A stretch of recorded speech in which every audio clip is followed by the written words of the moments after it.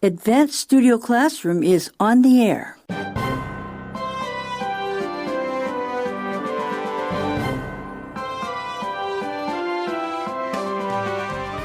It's time for your window on the world, and today we're going to continue day 2 about this abandoned dog story. Thanks for being with us today.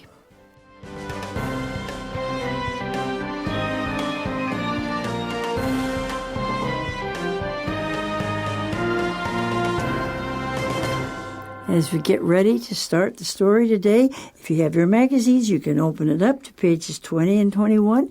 But we have with us to continue the discussion. I'm Hazel. Hi. And I'm Rebecca. Glad to be back. And I'm Doris. And so here we go. And Hazel, would you like to tell us exactly what we're talking about these days? Well, we're talking about a lady that spied an abandoned dog across the road from where she lived, and she kept trying to earn its trust, but she was a little bit afraid of stray dogs, and the dog had been abused and was afraid of her. So it took a lot of time and a lot of patience, probably a lot of dog food. Why do you think she was afraid of dogs? Well, our lesson says the reason she's afraid of dogs is because when she was a little girl, she was bitten, and I guess she never quite overcame that fear. That's true, right? And so when this abandoned dog, she tried to help this dog, but it wasn't the first dog she'd probably ever helped, don't you think? Probably not. It sounds like she took in a lot of different animals, and even though she says she's not a dog person, she was afraid of dogs except for her own dog. But so she did have for him and all. At least a few dogs. Yeah. Mm-hmm. And her name was Kim Jasper, and then she was married, but what about her husband? Did he live at home with her? No, it seems like he actually works in a different city because it says that her husband is working out of town. Right. So the animals were kind of a comfort to her, too, I think. You're right. And so she tried to get this dog that she saw that needed help. She tried to... Did the dog just come right up and hug her when she saw him? No. Not at all. It took a long time. A few days. She brought it food and water, and she took it away from the road so the dog wouldn't get hit by a car on the highway. And so finally one day she just sat down, cross-legged, sat down on the ground with her back toward the dog. And the dog kind of came up to her. The dog he was trying to curious. Help her, I think. Don't you think so? Yeah, she came up. She could feel the dog's breath on her shoulder, and then it kissed her hand. Right. Well, that's what we did yesterday. So what are we going to start on today now? Well, today we're going to pick up where we left off yesterday, and we're going to find out more about Kim Jasper and this dog, and we're going to learn more about the situation, what's going on. Well, she loved the dog when she saw him, and she wanted to keep him. But, you can only keep so many animals. So we're going to find out what happened when she talked to her husband about it. So open up your magazines or listen in right now on page 21, and we'll do the first reading of the day on this page.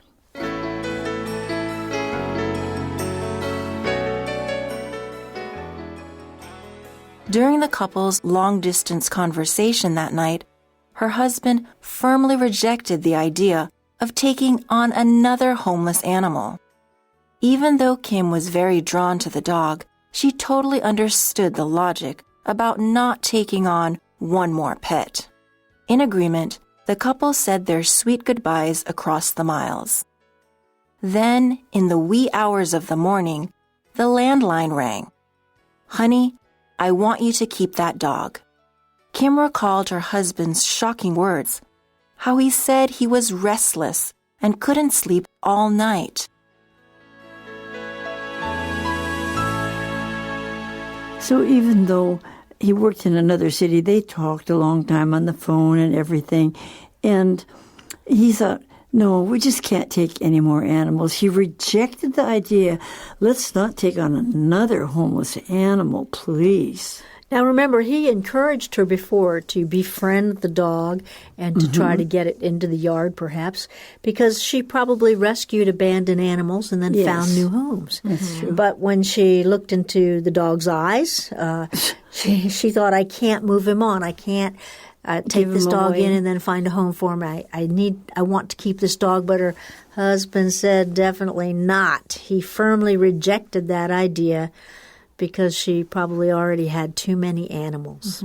So she agreed, though, to do what her husband said, in agreement. So they said their sweet goodbyes. Okay, and they talked together. They were a good couple. He just had to work in another city. That's why he lived there. Right? I actually really like this phrase, across the miles. You know, the couple said their sweet goodbyes across the miles. That's just another way of saying that, you know, two different people are very far apart. Right. And so you can say, oh, yeah, across the miles, as a way of saying that they're quite a distance apart. I kind of interesting here, it said in line 10 and 11, but in the wee hours of the morning. So that means they probably should have been asleep, but somebody couldn't sleep and something happened. Right. So the landline rang, and, you know, now we all have cell phones. They're not connected with Some people don't lines even and have wires. landlines anymore. Right, but a landline is the home phone that By is the bed. connected to the wall, the old-fashioned phones Right. that I grew up with. But so that's your landline. So he called her back. They'd already had the conversation, and she said, okay. But he kept thinking about it, and then they called her up again in the middle of the night. Yeah, Wee honey, hours, right? I want you to keep that dog. And why did he change his mind? She was shocked, right? Yeah. But he changed his mind because he was restless and he couldn't sleep all night. For some reason, he knew that dog was important to his wife. And That's right. He wanted her to have that dog. So that's a sweet relationship, even though they were not be able to live in the same city, but they got along well, and they both loved the animals, didn't they? Yeah. So this is kind of a nice little story for a change. You know, we don't have to always talk about technology and business. Sometimes it's nice to have human interest stories, don't you think? Actually, I prefer inspirational or human interest stories. It's a good way to use your English, too. Yes, it's a great way to learn English. I feel like it's easier for me than technology. I like to learn other languages by interesting things. So for those of you listening in. But anyway, let's go on to read the next section because it talks about regrets. Because sometimes you say, oh, let's do this. And then you say, oh, I shouldn't have done that. But this says no regrets. So let's read that section.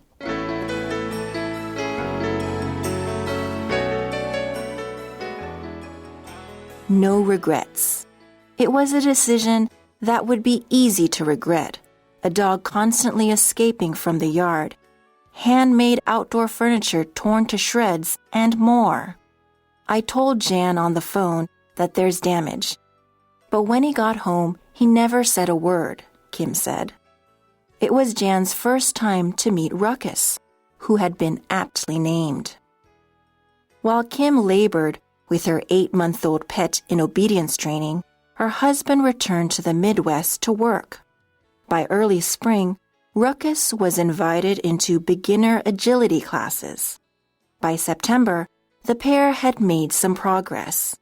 One morning, Jan said to me, "Honey, I'm so proud of you, and that dog running around out there," Kim said. It's an image she holds close as she and Ruckus continue to train and have earned 6 American Kennel Club titles in 2 seasons. So you could maybe say you might regret it, but, because the dog might, run around or tear up the furniture. And Hazel, you said those big dogs, they love to, do things like that. Yeah, these dogs just are crazy dogs if they can't run around. Right. So we find out that this dog would escape from the yard. Here she's trying to give it a good, safe environment, and it keeps getting loose. They had outdoor furniture, and it was torn to shreds. The dog probably bit it to pieces or scratched it to pieces or probably both. And so a lot of their things were ruined. And of course, when you have a dog and the dog ruins things, that could be rather frustrating. And it seems like... But her husband understood, didn't he? Yeah, it seems like Kim might have been a little concerned at first when she was telling her husband because she said, I told Jan on the phone that there's damage. But when he got home, But he didn't say, I told you so. Yeah, he never said a nice word. husband, right? Right, and I think that that's actually really gracious because obviously it's not Kim's fault. She's doing the best that she possibly can do. But dogs will act like dogs. But he finally came home and he got to meet the dog, and the dog's name was Ruckus. What does Ruckus mean? I think of loud and crazy and maybe a big party Noisy, when people yeah. are noisy and Making a lot of noise, yeah, right? and probably making trouble and everything. So Ruckus is aptly named. That means the name is appropriate for the dog's behavior. And so Jan met the dog for the first time and Right. didn't say a word about all the damage. So that was good. You didn't blame her for that. Right, because it could have been really easy for the husband to come home and be like, see, I told you, you should never have brought home that dog. Look, Why aren't you trying hard? But he never said that. No, he He didn't. was very understanding. But she kept working with this dog. It says her 8-month-old pet. And she did try to have obedience training and so forth. And then her husband had to go back where he worked in the Midwest. So while he was gone, she still kept working with the dog, didn't she? Yes, she continued working with the dog, and by early spring, Ruckus was invited into beginner agility classes. Now, what would they be like? Well, agility classes are where the dog goes over different obstacles.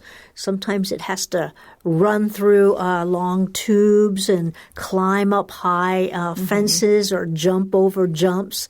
And for a border collie, they would love to do that because, again, they're smart dogs and they love to run and jump and go around obstacles and things. So perfect. And of course, we see the word agility classes, so could we say that border collies are very agile? Yes, they are. So border collies are very agile, and they enjoy doing agility courses. Yeah, they would be called agility courses. Well, and her husband was so proud of that fact that she didn't give up on him because he said to her, honey, I'm so proud of you and that dog running around out there. So her husband encouraged her, and that's good, isn't it? Yes, he was seeing progress. Maybe he saw some changes in his wife because she was so patient with the dog and loving, and it helped her. And so I'm sure that was encouraging to her to hear her husband say that he was so proud of them. Well, in fact, Ruckus even continued to be trained and earn what they call American Kennel Club titles. Now, what are those anyway? Well, the American Kennel Club is a very old, prestigious dog club. And it used to be you had to have a purebred dog to do any competitions. But now I think they've opened it up. If you have a dog that's not purebred, it Mixed can enter bred. in obedience classes and agility classes and So the training what kind of that they awards have. would they get then? Like, Probably agility awards. I think they have events and maybe they time the dog. And so it's probably maybe pretty they have fast. to chase sheep. Who knows? And that could be too. There are sheep clinics and trials, they call them. I don't know if the American Kennel Club hosts those or not. But at any rate, the dog was very successful and it continued to train and do well and got some awards.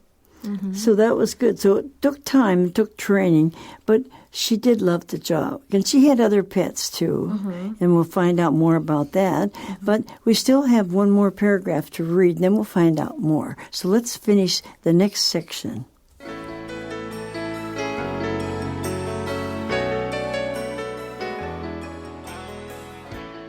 A difficult future. But Jan isn't sitting nearby to cheer for the pair. On October 25th, 2013, less than a year after adopting Ruckus, this father and husband died suddenly of a blood clot.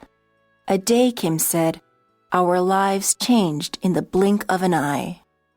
Grief beyond measure, each day was eclipsed by tears, but slowly over time, a path to healing emerged. God knew what he was doing when he sent me this border collie, Kim said, referring to how the agility practices and competitions have given her focus since her husband's death. I do think Ruckus is an angel. Well, it is a difficult thing that happened, wasn't it? Sure was. It says a difficult future, and we're finding out why. she says Jan isn't sitting nearby right now to cheer for the pair. So he was encouraging before, but unfortunately, less than a year after they adopted Ruckus, Jan, who was a father and husband, died suddenly. He had and he a must blood have been clot. kind of young. We can see from this picture. It seems like it. So anyway, he had a blood clot, and that can take your life suddenly. And so our lives changed in the blink of an eye, or you could say in a heartbeat, very suddenly, without warning.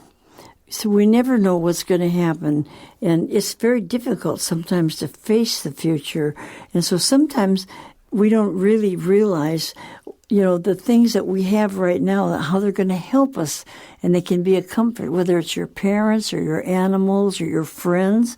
But, they're God sent too to help us when we need them, aren't they? That's correct, yes. Because you never know what's going to happen tomorrow. It seems okay, but something happens, and it's very difficult. In fact, most of us have kind of a hard time getting over it. We have grief. We grieve over something. That's right. When you lose a loved one, just like Kim did, we all experience grief, and our lesson uses the phrase grief beyond measure, and that's just a strong way of saying that the grief was so intense. She was feeling so much sadness that it was actually really difficult to deal with. Right, you can't measure it.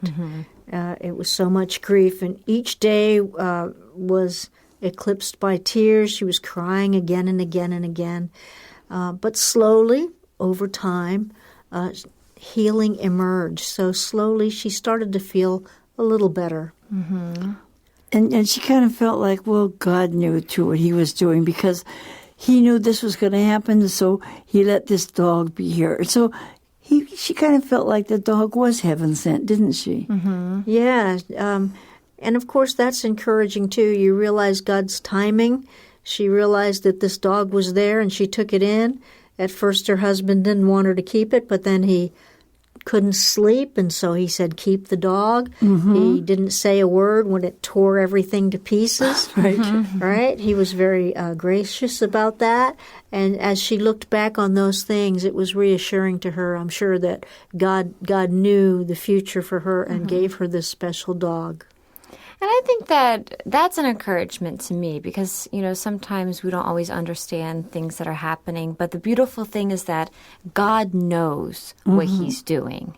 Even if we don't see the whole picture, God sees the whole picture in every situation. And we can't just sit around. We might feel sad, and we do get tears in our eyes. There's no question about that. But she still kept on doing things, and she entered him into these practices and competitions, and she didn't just say, okay, I'll just give it all up, though. What's the point? No. She kept on doing things. So you have to keep going when something bad happens. You can't just let that stop you and just say, I'm not going to do anything anymore. Yeah, I used to have dogs and would take them to training classes, and you get to know people, and you have goals, and you want your dog to learn and maybe be in a few little competitions. So I think that probably took her mind. Gives her more focus on something else. She wasn't as lonely as she would have been otherwise. Right. She had something to work toward to take her mind off the fact that she was grieving. Well, it tells us something a little bit more about her because she had more than just one animal. And there's a little sidebar here on page 21. Would you read the sidebar, Rebecca? Sure. It says, Kim and her animals. Kim has accumulated 20 pets. Now, if you accumulate, that just means that you bring in or you collect. So she's collected 20 pets on her 5-acre plot of land, including 2 rescue pigs, a llama, and a lone goose, along with a few dogs in the mix, all neutered and spayed. So 5 acres. Now, 5 acres, I lived on 5 acres when I was growing up, too, and we had a pig and I think a sheep and a cow, and, you can get quite a few things on 5 acres. It makes it interesting. Chickens. Yeah, we had about 5 acres, and I had some horses. That's big enough, and some ducks from time to time, a goat one time, and just different kinds of animals. It's a lot of fun.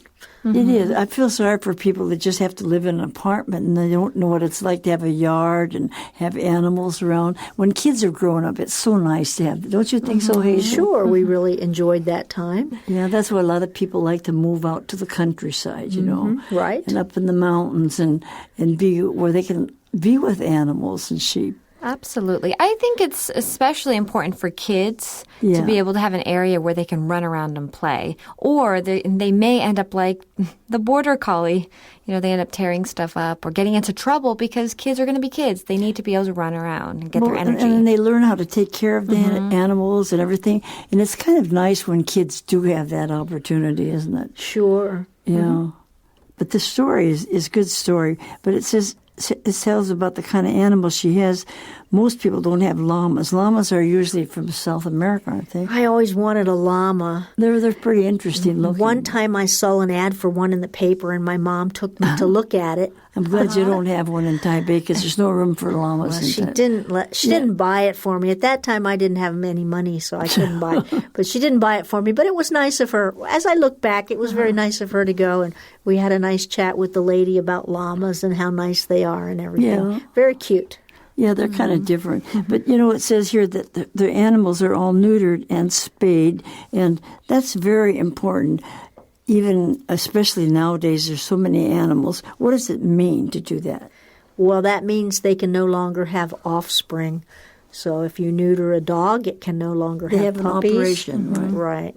So they have surgery, and then they can no longer have Well, babies. they have a lot of rules, too, about animals now. I know in the States that if you take an animal on, you sort of have to adopt them and sign a paper or something. You can't just put them out in the street. Right. Often I think now you have to give the animal back to the shelter if you don't want it. Yeah, and put chips in them and different things. So you can, and they're interesting. trying to make it so that people don't abandon their animals, and maybe so that they think first before they just take an animal. And some countries now in Asia are making laws that you're not supposed to mistreat the animals and you can be fined for it and everything, which is a good thing, isn't it? Yeah, sometimes if people really abuse an animal now, you can get time in jail in the States. Mm-hmm. Well, and they're getting more and more of that throughout the world, so people realize that.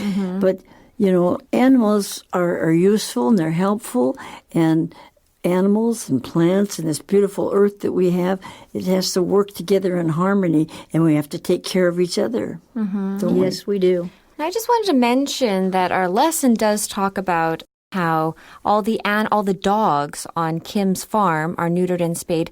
Now, there are some people who specifically want to breed their dogs. Yes. And breed is when they specifically do want their dogs to have babies. And there's nothing wrong with that. No, except that some people just put them in an apartment and do it to make money, and then Right. and that's not good, you know. Right. And so I just want to mention Sell them that. on the night market. That's not the way to Yeah, do it. exactly. And so I think in general, if you're going to have a pet, it is important to spade your animal, unless you're doing it in an area where I guess you're monitoring it. I think, too, most at-home breeders maybe don't know what they're doing, Right. or they breed because there's another animal, the same kind of dog next door or But in it the might not be neighborhood, good, right. and they might not be suitable for each other. So Right. you want, when you breed an animal, you want to get better animals, the Be best more animals you can. scientific, right. Yeah, so you want to be sure that your dog. Many serious breeders will have their dog the hips x-rayed, their teeth checked, Right. just to be sure that they don't pass on something that's not good. Right. So And most people, inbreed too many, then you have to get the Yeah. right. So I think it's a good idea that they have them neutered, don't you? and in the long run, you think, okay, I want my dog to have this animal so I can have another one like it. But, maybe in the long run, it would be cheaper if you just bought another one that's Right. similar. Right. Another different So anyway, one. there's different ideas about that, and it. Right. But I'm specifically referring to professional Sure, breeders. yeah, There yeah. are professional breeders out there, and obviously they're there to breed puppies. But, in general, it's good Exactly, yeah. to spade your Yes. animals. So they always recommend that. Yeah. And they're a lot easier to take care of if they're neutered or spayed. Definitely. That's true. A yeah. lot easier. Right. So that's one thing. And remember the words that you learned, and remember the story. And whatever we do, just remember that there's a lot of good things that God has prepared for all of us. And we could say, well, that's a godsend. So be thankful for what we have. Right, and sometimes we don't realize it at the time, but later as we look back, we see that God knew God and knows. friends for life. And we hope that we'll continue to be in touch with you. And be sure and look at our QR code and see the skits at the Topic Talks. It's on the magazine. And use your language with your friends. Tell people the stories. Sure. Share what you learned from Studio Classroom, from Advanced Magazine, and always be listening and learning. And don't forget to watch Hazel on Let's Talk sometime. She's pretty good with all those different things that she does. Huh? You'll find me once in a while with calendar phrase skits. Calendar phrase skits and everything. So, and remember, we have a mobile website, and you can watch us wherever you are, most places in the world. Just and www.studioclassroom.com. You can see all the programs, and we can see you there. We can hear you on the radio. So thanks for being with us now, and continue to have a good summer, everyone. Goodbye, everybody. Bye-bye. Goodbye.